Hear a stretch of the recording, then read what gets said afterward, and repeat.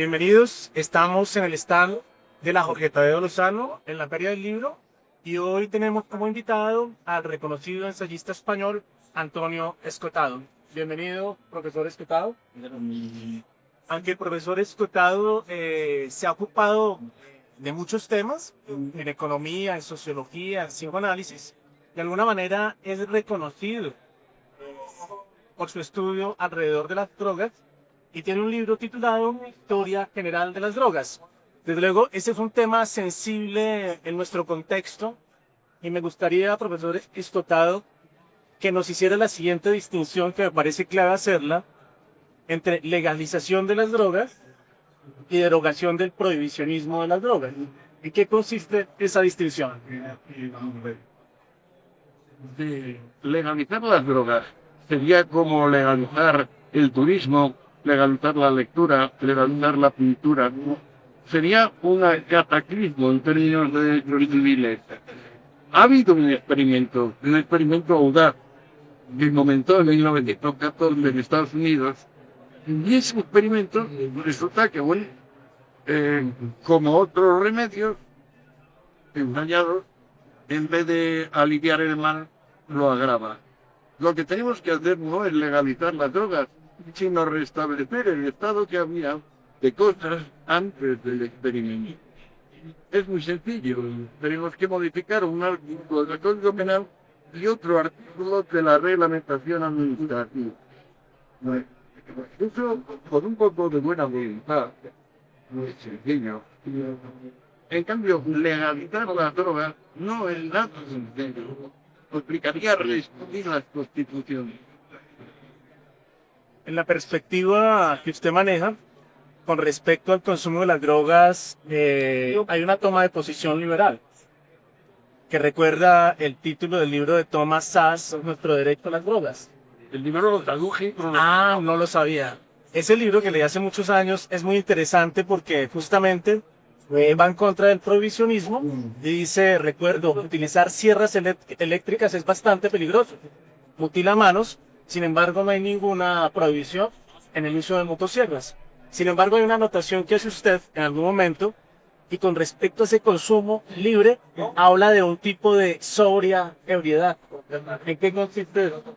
Los antiguos, en términos sobria ebriedad, es una expresión que está ya en Platón y luego desarrollada en Filón de Alejandría, uno de sus discípulos.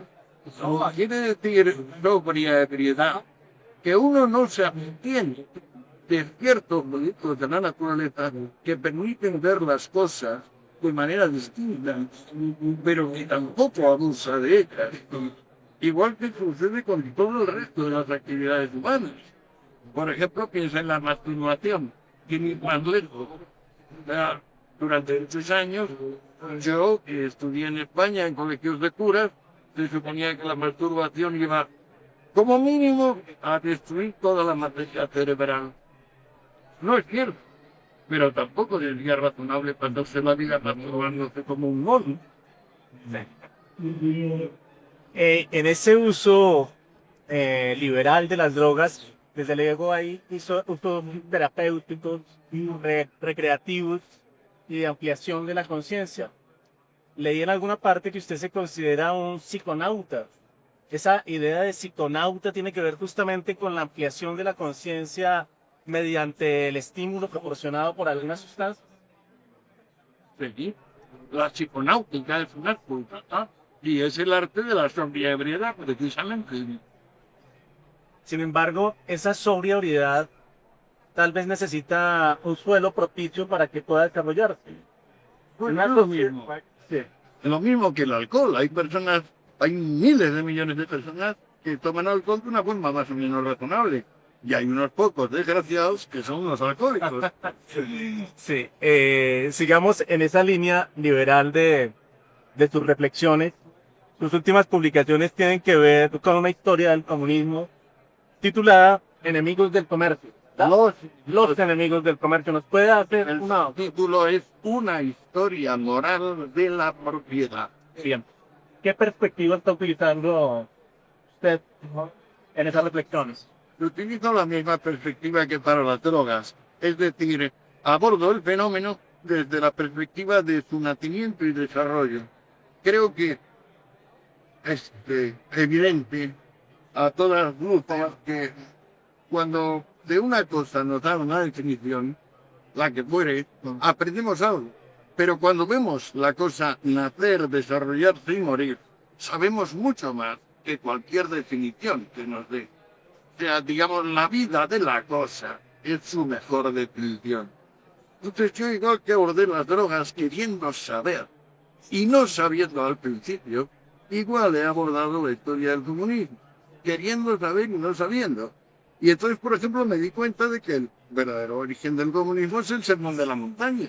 Es decir, la secta esenia, que es uno de los elementos que había en la gran guerra civil crónica que padeció Israel desde el fin de los reyes de Israel, el último descendiente de David. Y el título, Los enemigos del comercio, ¿hacia dónde apunta y qué posición hay justamente con el comunismo al respecto? El comunismo, tanto el evangélico como el de Carlos Marx, piensa que la propiedad es un robo y el comercio es un instrumento. Esta proposición se ha mantenido intacta durante más de 2000 años.